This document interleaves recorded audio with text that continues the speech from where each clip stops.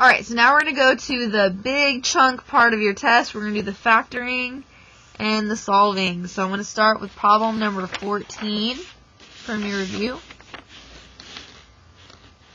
So you have x squared plus 2x minus 16 minus 32 equals 0. So I know a lot of you guys get confused, like, how do I know which method to use? Do I do split the middle? Do I do dots? Do I just factor out of GCF? What do I do? My always thing is to see if you can factor out a GCF. Here, what's really cool about this one is, do you notice how you have 4 terms? So the good thing about this problem is they already split the middle for you. So that's nice. So once you have 4 terms, that should be like, boom, that's my clue. I can already start factor by grouping. So I'm going to group the first 2 and the last 2 together. So now just focus on this first factor bubble. Factor out the GCF. What do they have in common? An x. Now I got to go back to this. So x times what gives me x squared? I'm missing an x. X times what gives you 2x? I'm missing a 2. So you can always check x times what? X is x squared. X times 2 is 2x. Distribute to check. Now I'm going to do this guy. Remember what I talked about in the last video? If you have 2 negatives, always factor out that negative because they have that negative in common. Okay, so you have 16 and 32. I know 16 plus 16, right, is 32. So I can factor out a 16. And that's it. That's all they have in common. That's your GCF. So negative 16 times what gave you negative 16x? What am I missing? An x. And then negative times what is a negative? A positive. And then 16 times what is 32? 2.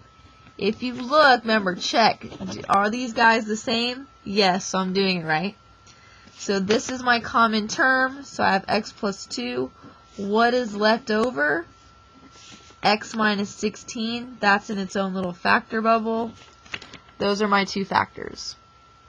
Last thing I'm going to do is solve. So set each little factor bubble equal to 0. So x plus 2 equals 0. X minus 16 equals 0. So x equals negative 2. And x equals positive 16. And that's it. You are done with number 14. We're now going to go to number 16.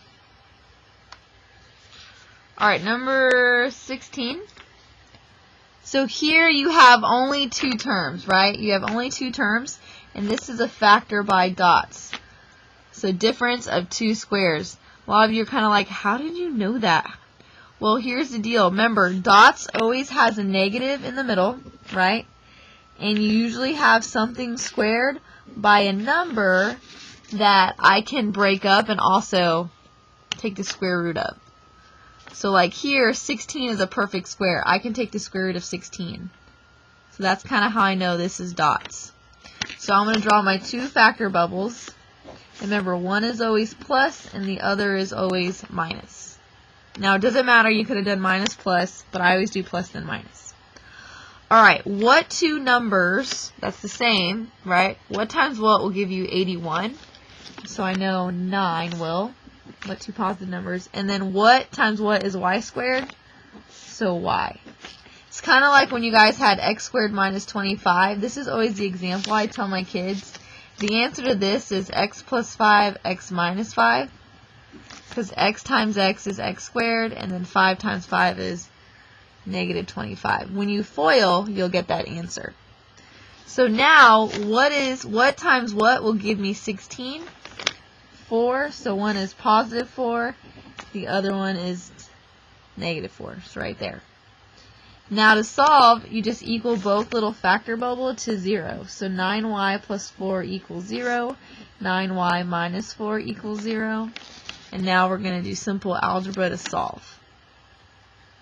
I'm going to subtract 4, 9y equals negative 4, divide by 9, so y is negative 4/9. That's my first answer. Over here, I'm going to add 4. So you get 9y equals 4.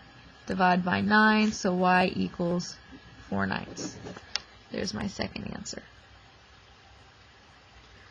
Alright, on to number 18. Okay, on to number 18. So right here, let's see, how many terms do I have? I have 1, 2, 3, 4. Biggest clue right now is to factor by grouping. So I'm going to group the first two and then group the next two. Alright, first focus on this first factor bubble. What do they have in common, these two terms? They have an x squared in common, but remember what I said, if you have a negative in front, you want to factor that negative out. So I have a negative x squared. Alright, so what am I missing? X squared times what gives you x cubed? How do I go back? I'm missing an x. And then here, a negative times what gives me a positive, so that would be a negative. And then the x squared is already there. What am I missing? A 5.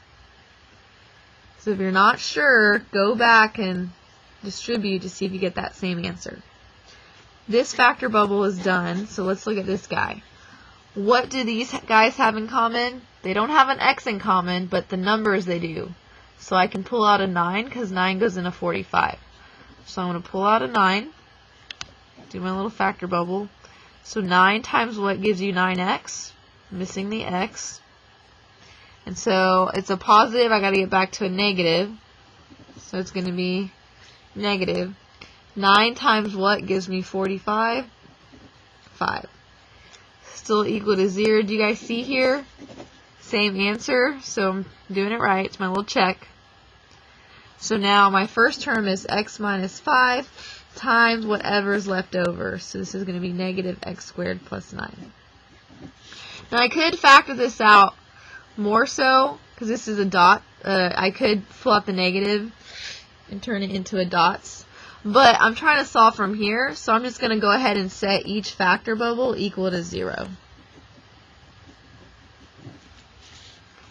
And then solve. So I'm going to add 5 to get x equals 5. That's my first answer. Here's where it's a little tricky, so I'm going to move my 9 over. I get negative x squared equals negative 9. See, I have these negatives on both sides. Those are going to cancel. So then I get x squared equals 9. To get x by itself, I have to take the square root. What I do to one side, do to the other. So you get x equals, here's where it's a little funky. Anytime you take the square root when you're solving, you have to do plus or minus. So the square root of 9 is 3. So 3 times 3 is 9, but also negative 3 times negative 3 is 9. So that's why you have to count for both scenarios. So these are your answers. You have 3 answers. You can write it like this, or you can write x equals 5, x equals 3, x equals negative 3. Those are your 3 solutions.